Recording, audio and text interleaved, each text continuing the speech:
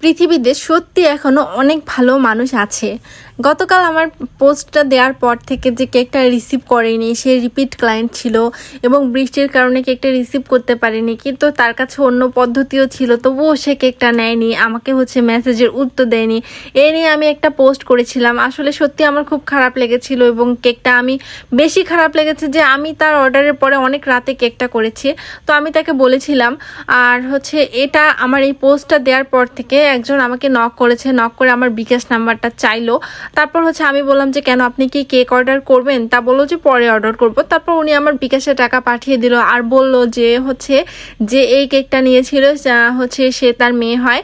তো উনি আমার আন্টি সম্পর্কে। আর ওনার মেয়ে একজন শিক্ষার্থী ছিল, তো তাদের কাছে ওই বাজেটটা ছিল না, তাই সে নিতে পারেনি এবং সে এই জন্য খুবই মন খারাপ ছিল, সে খুবই অপরাধ বোধ করতেছিল। তাই আন্টি বললো যে তুমি কিছু মনে করিও না, আমি তোমার যে নিয়মিত টাকাটার থেকে তুমি কেকটা লস করে সেল করেছো, আমি তোমাকে সেটা উপহার হিসেবে দিতে চাই, তুমি যদি কিছু মনে না করো। আমি বললাম যে আন্টি, আপনি দিতে চেয়েছেন, এটাই আমার কাছে অনেক। আর আমিও একজন ছোটোখাটো উদ্যোক্তা, আমার টাকাটা নেওয়ার কোনো ইন্টেনশন নেই। আর তারপরেও উনি আমাকে দিয়েছে এবং বলেছে যে আমার দোয়া সবসময় তোমার সাথে থাকলো। আর সে আবারও তোমার কাছ থেকে কেক নিবে। এটা আমার কাছে অনেক বড় একটা পাওয়া, যে দেখেন আসলেই ভালো মানুষ আছে। আমি কখনোই এক্সপেকটেশন করিনি যে তাদের ফ্যামিলি থেকে আমাকে নক করবে এবং টাকা দিবে এবং এত ভালো বিহেভিয়ার করবে।